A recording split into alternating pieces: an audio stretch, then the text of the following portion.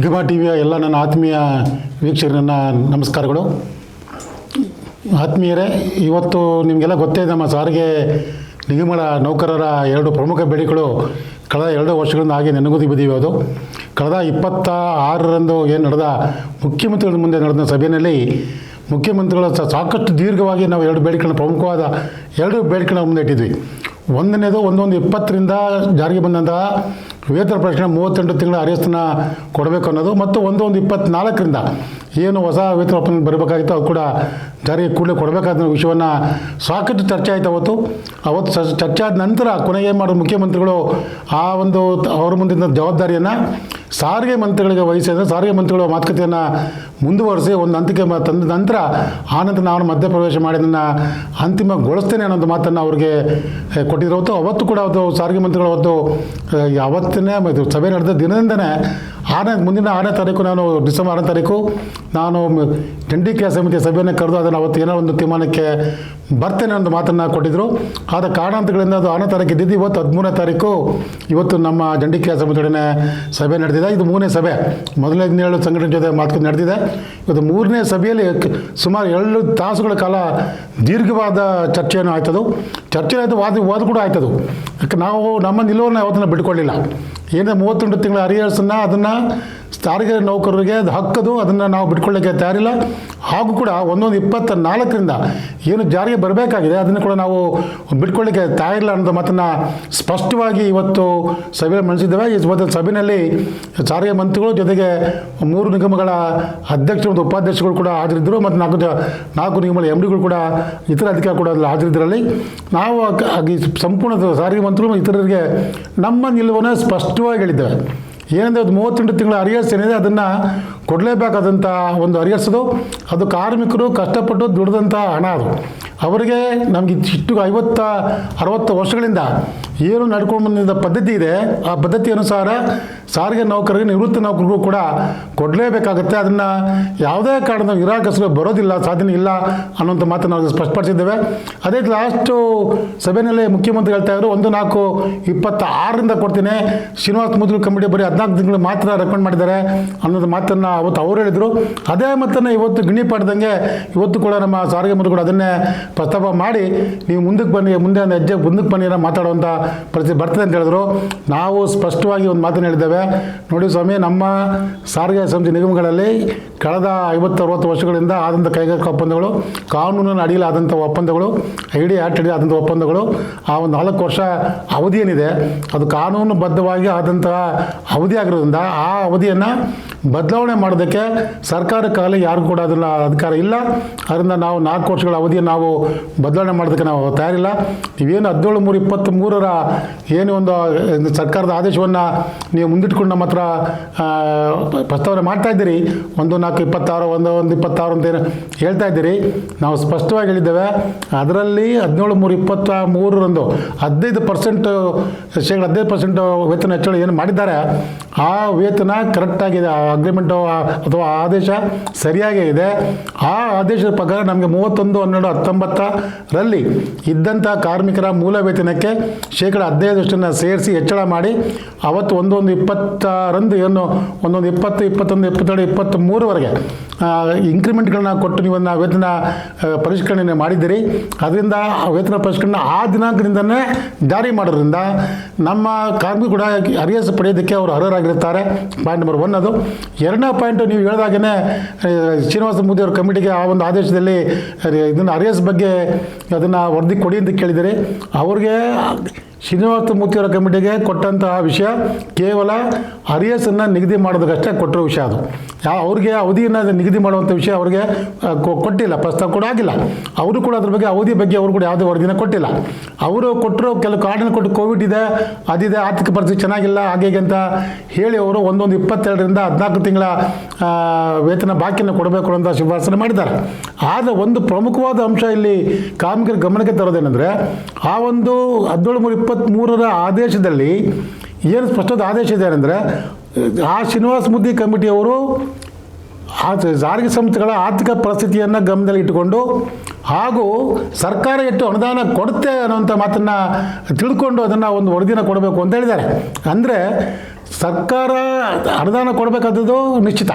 ಅವ್ರದ್ದೇ ಆದಂಥ ಆರ್ಡರ್ ಪ್ರಕಾರ, ಆದೇಶದ ಪ್ರಕಾರ ಅನುದಾನವನ್ನು ಅವ್ರು ಕೊಡಬೇಕಾಗತ್ತೆ. ಸಾರಿಗೆ ಸಂಸ್ಥೆಗಳ ಆರ್ಥಿಕ ಪರಿಸ್ಥಿತಿಯನ್ನು ನೋಡಬೇಕಾಗುತ್ತೆ. ಅವರ ಶ್ರೀನಿವಾಸ ಮುದ್ಗಲ್ ಕಮಿಟಿ ತಮ್ಮ ವರದಿಯಲ್ಲಿ ಹೇಳ್ತಾರೆ 1/7/22ರಿಂದ ಸಾರಿಗೆ ಸಂಸ್ಥೆಗಳು ಮತ್ತೆ ಕೋವಿಡ್ ನಂತರ ಮತ್ತೆ ಅವರು ಯಥಾಸ್ಥಿತಿಗೆ ಬಂದಿದ್ದಾರೆ, ಅವರ ಆರ್ಥಿಕ ಪರಿಸ್ಥಿತಿ ಚೆನ್ನಾಗಿದೆ ಅಂತ ಒಂದು ಮಾತು ಹೇಳ್ತಾರೆ.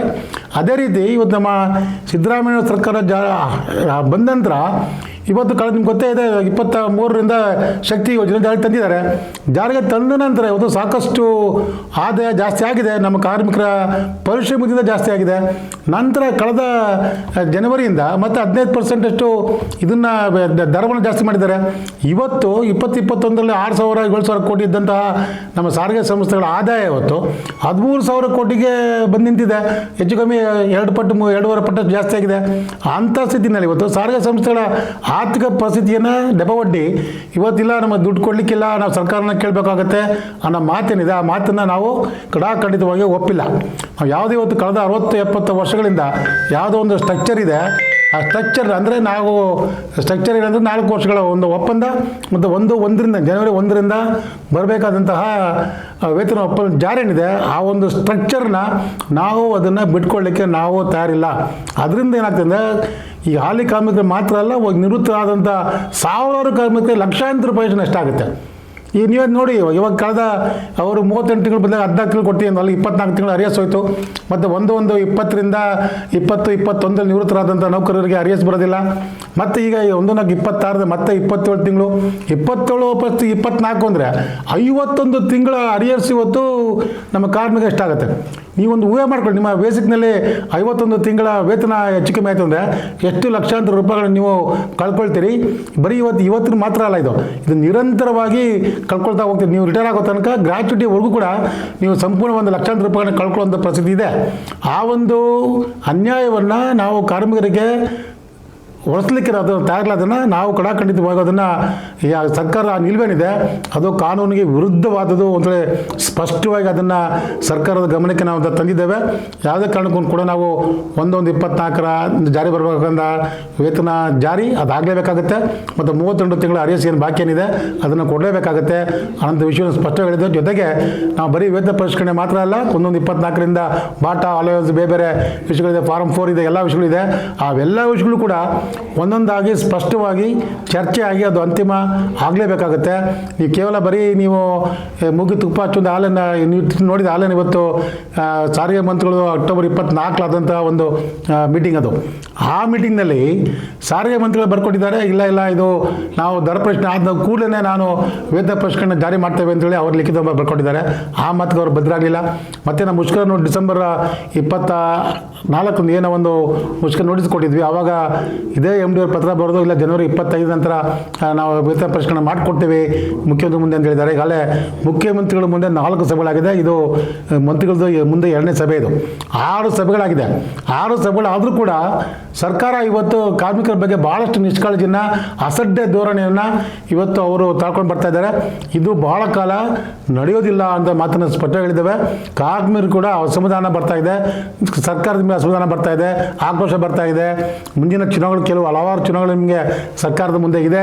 ಪಂಚಾಯತಿ ಚುನಾವಣೆ ಏನೇ ಇರ್ಬೋದು, ಅದರ ಮೇಲೆ ನಿಮಗೆ ದುಷ್ಪರಿಣಾಮ ಆಗ್ತದೆ.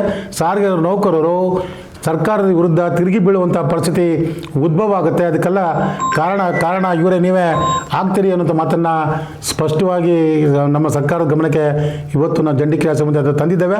ಅದನ್ನು ಸ್ಪಷ್ಟವಾಗಿ ಕೂಡ ಅಲ್ಲೇ ಹೇಳಿದ್ದೇವೆ. ಅಲ್ಲೇ ಕೂಡ ನಿಮಗೆ ಹಲವಾರು ಮಾಧ್ಯಮಗಳ ಮೂಲಕ ನಿಮಗೆ ಅದು ನಮ್ಮ ನಿಲುವು ನಿಮ್ಗೆ ಅಲ್ಲೇ ತಿಳಿದು ಬಂದಿರ್ಬೋದು.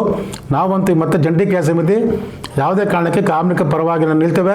ಕಾರ್ಮಿಕರಿಗೆ ಯಾವುದೇ ರೀತಿಯ ಅನ್ಯಾಯವಾಗುವಂತಹ ಯಾವುದೇ ಒಂದು ಇದಕ್ಕೆ ಅವಕಾಶಗಳಿಗೆ ನಾವು ಕೊಡೋದಿಲ್ಲ ಅನ್ನೋ ಮಾತನ್ನು ಸ್ಪಷ್ಟವಾಗಿ ಕಾರ್ಮಿಕರ ಗಮನಕ್ಕೆ ತರ್ತೇನೆ. ಕಾರ್ಮಿಕರೇ, ಒಂದು ವಿಷಯ ತಿಳ್ಕೊಳ್ಳಿ, ಬರೀ ಹಣಕಾಸು ವಿಷಯ ಮಾತ್ರ ಅಲ್ಲ, ಇದು ಹಕ್ಕಿನ ಪ್ರಶ್ನೆ.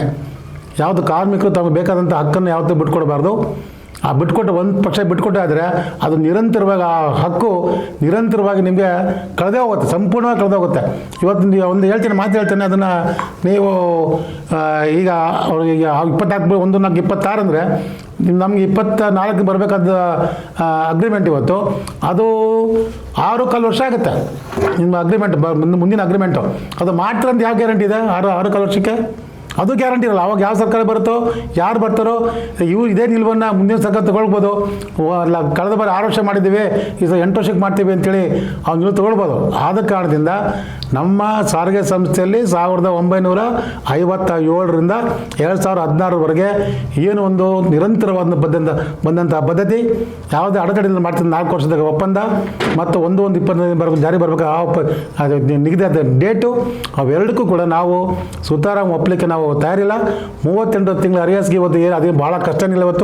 ಇವತ್ತು ನಮ್ಮ ಇದನ್ನು ಶಕ್ತಿ ಯೋಜನೆಯಿಂದ ಇವತ್ತೇನು ನಮ್ಮ ನಿರ್ವಾಹಕರು, ಕಂಡಕ್ಟರ್ಗಳು ಯಾರು ಇವರು ಚಾಲಕರು ಇವತ್ತು ಪರಿಶ್ರಮ ಮಾಡಿ ಇವತ್ತು ಕೋಟ್ಯಾಂತರ ರೂಪಾಯಿಗಳನ್ನ ಆದಾಯವನ್ನು ಇವತ್ತು ತಂದುಕೊಟ್ಟು, ನಾನು ಹೇಳಿದೆ 6,000 ಕೋಟಿ 13,000 ಕೋಟಿ ಎಷ್ಟು ಆದಾಯ ಹೆಚ್ಚಾಗಿದೆ ಅಂತೇಳಿ ಶಕ್ತಿ ಯೋಜನೆಯಿಂದ ಅಥವಾ ದರ ಪರಿಷ್ಕರಣೆಯಿಂದ.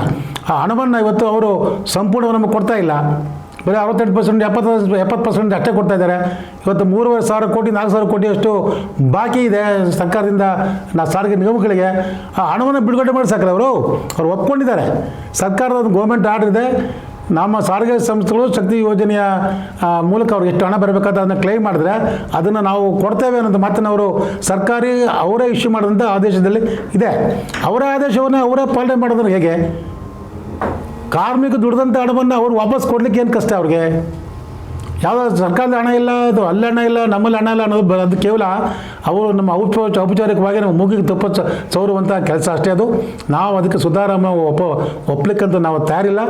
ಮಹಾಮಂಡಳಿ ಅಂತ ಸ್ಪಷ್ಟವಾಗಿ ಹೇಳಿದೆ. ನಮ್ಮ ಮಹಾಮಂಡಳಿ ಕಳೆದ 10 ಕೈಗಾರಿಕಾ ಒಪ್ಪಂದಗಳು ಮಾಡ್ಕೊಂಡು ಬಂದಿದೆ. ಯಾವುದೇ ಸಂದರ್ಭದಲ್ಲಾದರೂ ಕೂಡ ನಾವು ಯಾವತ್ತೂ ಅರಿಯಸನ್ನೇ ಆಗಲಿ ಫಿಕ್ಸೇಷನ್ನೇ ಆಗಲಿ ಯಾವುದನ್ನು ಕೂಡ ನಾವು ಬಿಟ್ಕೊಡೋದಕ್ಕೆ ಸಾಧ್ಯವೂ ಇಲ್ಲ. ಒಂದು ಯಾವುದಕ್ಕೆ ಕಾರಣ ಅಂದರೆ ಎಲ್ಲ 10 ಕೈಗಾರಿಕಾ ಒಪ್ಪಂದ ಮಹಾಮಂಡಳಿ ಮಾಡೋಂಥ 10 ಕೈಗಾರಿಕಾ ಒಪ್ಪಂದಗಳು ID ಆ್ಯಕ್ಟಲ್ಲಿ ಆದಂತಹ ಒಪ್ಪಂದಗಳು, ಕಾನೂನುಬದ್ಧವಾದಂಥ ಒಪ್ಪಂದಗಳು. ಆ 4 ವರ್ಷ ಒಪ್ಪಂದ ಏನಾದ್ರು ಬದಲಾವಣೆ ಆಗಬೇಕು ಅಂದರೆ ಅವರು ನಮ್ಮ ಮಹಾಮಂಡಳಿ ಜೊತೆ ಕೂತು ಮಾತನಾಡಿ ನಾವು ಒಪ್ಪಿದ್ರೆ ಮಾತ್ರನೇ ಅದು ಬದಲಾವಣೆ ಆಗೋದಕ್ಕೆ ಸಾಧ್ಯ. ಸರ್ಕಾರಕ್ಕೂ ಬದಲಾವಣೆ ಮಾಡೋಕ್ಕಾಗೋದಿಲ್ಲ, ಮ್ಯಾನೇಜ್ಮೆಂಟ್ಗೂ ಬದಲಾವಣೆ ಮಾಡೋಕ್ಕಾಗಲ್ಲ. ಈ ಮಾತನ್ನು ನಾನು ಸ್ಪಷ್ಟವಾಗಿ ಸಾರಿಗೆ ಮಂತ್ರಿಗಳಿಗೆ, ಅಧಿಕಾರಿಗಳಿಗೆ ನಾನು ತಿಳಿಸಿದ್ದೇನೆ. ನಿಮಗೆ ನೀವು ನೋ ಕೇಸ್ ಅಂತಲೇ ಹೇಳಿದ್ದೇನೆ. ಬೇಕಾದ್ರೆ ನೀವು ಯಾರೊಬ್ಬರು ನಿಲ್ಲಿಸ್ಕೊಂಡು ವಾದ ಮಾಡಿ, ನಾನು ಈ ಕಡೆ ವಾದ ಮಾಡ್ತೀನಿ, ನೋಡಿ ಯಾರೊಬ್ಬ ಆರ್ಬಿಟ್ರೇಟರ್ನ ಕೂರಿಸ್ಕೊಳ್ಬೇಕಾಗಿ ಹೇಳಿ. ಅವರು ಯಾರು ನಾ ಸರಿನಾ ಅವ್ರು ಸರಿ ಅಂತ ಹೇಳಿಬೇಕಾದ್ರೆ ಅದಕ್ಕೆ ನಾವು ಭದ್ರಾಗಿರ್ತೀವಿ ಅನ್ನೋ ಮಾತನ್ನು ಸ್ಪಷ್ಟವಾಗಿ ಕೂಡ ಅವ್ರಿಗೆ ಮಂದಟ್ಟು ಮಾಡಿದ್ದೇವೆ. ಸೊ ಮಂದಟ್ಟು ಆಗಿದೆ ಅಂತೇಳಿ ನಾನು ಕೂಡ ಭಾವಿಸ್ತೇನೆ. ಸಾರಿಗೆ ಮಂತ್ರಿಗಳು ನಾವು ಇವತ್ತು ಸ್ವಲ್ಪ ಕಟುವಾಗಿ ಮಾತಾಡಿದ್ದೇವೆ. ಮೀಟಿಂಗ್ ಸೌಹಾರ್ದಯುತ ಆಗಿದ್ರು ಕೂಡ ನಮ್ಮ ನಿಲುವನ್ನು ಸ್ವಲ್ಪ ಕಟುವಾಗಿ ನಾವು ಅದನ್ನು ಪ್ರಸ್ತಾವನೆಯನ್ನು ಸರ್ಕಾರ ಮುಂದೆ ನಾವು ಮಾಡಿದ್ದೇವೆ. ಆದ್ದರಿಂದ ನಾವು ಇವತ್ತು ಅವರು ಸಾರಿಗೆ ಮಂತ್ರಿಗಳು ಈ ಸೆಷನ್ ನಡೀತಾ ಇದೆ. ಸೆಷನ್ ನಡೆದ ನಂತರ ಮುಂದಿನ ವಾರದಲ್ಲಿ ಮತ್ತೆ ನಾನು ಮುಖ್ಯಮಂತ್ರಿಗಳು ನಿಮ್ಮ ನಿಲುವನ್ನು ಮುಖ್ಯಮಂತ್ರಿ ಗಮನಕ್ಕೆ ತರ್ತೇನೆ ಅಂತ ಹೇಳಿದ್ದಾರೆ. ಸೆಷನ್ ಆದ್ಕೊಳ್ಳಿ ಮತ್ತೊಂದು ಮೀಟಿಂಗ್ನ ಕರಿತೀವಿ ಅಂತ ಹೇಳಿದ್ದಾರೆ. ನಾನು ಕೊನೆ ಬರುವಾಗ ಸ್ಪಷ್ಟವಾಗಿ ಹೇಳಿದೆ, ನೋಡಿ ಸರ್, ನೀವು ಬರೋದಾದರೆ ನೀವು ಸ್ವಲ್ಪ ಬದಲಾವಣೆ ಮಾಡ್ಕೊಂಡು ಬನ್ನಿ. ಮತ್ತೆ ನೀವು ಅದೇ ಪ್ರಸ್ತಾವನೆ ತಂದುಬಿಟ್ಟು ಮತ್ತೆ 1/4/26 14 ತಿಂಗಳು ಅಂತ ಬಂದರೆ ಆ ಮೀಟಿಂಗಿಂದ ಯಾವುದೂ ಕೂಡ ಪ್ರಯೋಜನ ಆಗೋದಿಲ್ಲ. ನಾವು ಮತ್ತೆ ಆತನಿಗೆ ಬಂದಿದ್ದ ಪಕ್ಷದಲ್ಲಿ ನಾವು ಮತ್ತೆ ಕಾರ್ಮಿಕರ ಬಳಿ ಹೋಗಬೇಕಾಗುತ್ತೆ. ಕಾರ್ಮಿಕರ ಬಳಿ ಹೋದಾಗ ಕಾರ್ಮಿಕರು ಏನು ತೀರ್ಮಾನ ತಗೊಳ್ತಾರೆ ಆ ಕಾರ್ಮಿಕ ತೀರ್ಮಾನಕ್ಕೆ ನಾವು ಕೂಡ ಭದ್ರಾಗಿರಬೇಕಾಗತ್ತೆ. ಯಾವುದೇ ರೀತಿಯ ಅಹಿತಕರ ಘಟನೆಗಳು ನಡೆದಾದ ಪಕ್ಷದಲ್ಲಿ ಅದಕ್ಕೆ ಸಂಪೂರ್ಣವಾಗಿ ಆಡಳಿತ ವರ್ಗ ಸರ್ಕಾರಗಳೇ ಕಾರಣವಾಗಿರುತ್ತೆ ಅನ್ನೋ ಮಾತನ್ನು ಅವರಿಗೆ ಸ್ಪಷ್ಟವಾಗಿ ನಾವು ಜಂಟಿ ಕ್ರಿಯಾ ಸಮಿತಿ ಪರವಾಗಿ ನಾನಂತೂ ಹೇಳಿದ್ದೇನೆ. ಅದನ್ನು ಸಾರಿಗೆ ಮಂತ್ರಿಗಳು ಅಥವಾ ಸರ್ಕಾರ ಯಾವ ರೀತಿಯಲ್ಲಿ ತೆಗೆದುಕೊಳ್ತಾರೆ ಅನ್ನೋದು ಅವ್ರಿಗೆ ಬಿಟ್ಟ ವಿಷಯ. ಅದು ನಾವು ಜಂಟಿ ಕ್ರಿಯಾ ಸಮಿತಿ ಮತ್ತು ನಾವು 1-2 ದಿನದಲ್ಲಿ ಸಭೆಯನ್ನು ನಾವು ಸೇರ್ತಾ ಇದ್ದೇವೆ. ಮುಂದಿನ ಕಾರ್ಯಕ್ರಮ ಏನು ಅಂತ ಹಮ್ಮಿಕೊಳ್ಬೇಕು ಅನ್ನೋ ಬಗ್ಗೆ ನಾವೊಂದು ಸ್ಪಷ್ಟವಾದ ನಿರ್ಧಾರವನ್ನು ತೆಗೆದುಕೊಳ್ತೇವೆ. ತಿಳುವಳಿಕೆ ಕೊಡುವಂಥ ಕಾರ್ಯವನ್ನು ನಾವು ಕಾರ್ಮಿಕರಿಗೆ ಸಾಕಷ್ಟು ವಿಷಯಗಳು ಗೊತ್ತಿಲ್ಲ, ಎಲ್ಲರೂ ತಪ್ಪುದಾರಿಗೆಳೆಯುವಂಥ ವಿಷಯಗಳನ್ನ ಇವತ್ತು ಪ್ರಚಾರ ಎಲ್ಲ ಆಗ್ತಾ ಇದೆ. ಕಾರ್ಮಿಕರಿಗೆ ತಿಳಿಯುವಂಥ ಕೆಲಸವನ್ನು ಜಂಟಿ ಕ್ರಿಯಾ ಸಮಿತಿ ಕರಪತ್ರದ ಮೂಲಕ ಸಭೆಗಳ ಮೂಲಕ ನಿಮ್ಮ ಗಮನಕ್ಕೆ ನಾವು ತರ್ತೇವೆ. ನೀವೆಲ್ಲರೂ ಕೂಡ ಯಾವುದೇ ರೀತಿಯ ಆತಂಕಕ್ಕೆ ಒಳಗಾಗ್ದಾನೆ, ಯಾವುದೇ ರೀತಿಯ ದಾರಿ ತಪ್ಪಿಸ್ತಾರೆ ಆ ಮಾತುಗಳಿಗೆ ನೀವು ಬಲಿಯಾಗ್ದಾನೆ ನಿರಂತರವಾಗಿ ನಮ್ಮ ಜಂಟಿ ಕ್ರಿಯಾ ಸಮಿತಿ ಜೊತೆಯಲ್ಲಿ ಇರಿ. ನೀವು ನಿಮಗೆ ಬರಬೇಕಾದಂತಹ ಹಕ್ಕುಬದ್ಧದಂತ ಬರಬೇಕಂತಹ ಸವಲತ್ತುಗಳನ್ನು ಕೊಡಿಸ್ಲಿಕ್ಕೆ ನಾವೊಂದು ಕಡಾಖಂಡಿತವಾಗಿ ತಯಾರಾಗಿದ್ದೇವೆ, ಭದ್ರಾಗಿದ್ದೇವೆ ಅನ್ನೋಂಥ ಮಾತನ್ನು ಹೇಳ್ತೇನೆ. ಇನ್ನೊಂದು ವಾರ ಕಾದು ನೋಡೋಣ, ಏನು ಅಸೆಂಬ್ಲಿ ಮುಗಿಯೋ ತನಕ ಕಾದು ನೋಡೋಣಂತೆ. ಅಷ್ಟರೊಳಗೆ ನಾವು ಒಂದು ಕಾರ್ಯಕ್ರಮನ ನಾವು ರೂಪಿಸ್ಕೊಳ್ತೇವೆ. ಆ ಕಾರ್ಯಕ್ರಮಕ್ಕೆ ಸಮಸ್ತ ಕಾರ್ಮಿಕರ ಬೆಂಬಲ ಇರಲಿ ಅಂತೇಳಿ ನಾನು ನನ್ನ ಮಹಾಮಂಡಳಿ ಪರವಾಗಿ ಒಂದು ಜಂಟಿ ಕ್ರಿಯಾ ಸಮಿತಿ ಪರವಾಗಿ ಎಲ್ಲ ಕಾರ್ಮಿಕರಲ್ಲೂ ಕೂಡ ಸವಿನಯವಾಗಿ ನಾನು ಪ್ರಾರ್ಥನೆ ಮಾಡ್ಕೊಳ್ತೇನೆ. ನಮಸ್ಕಾರ.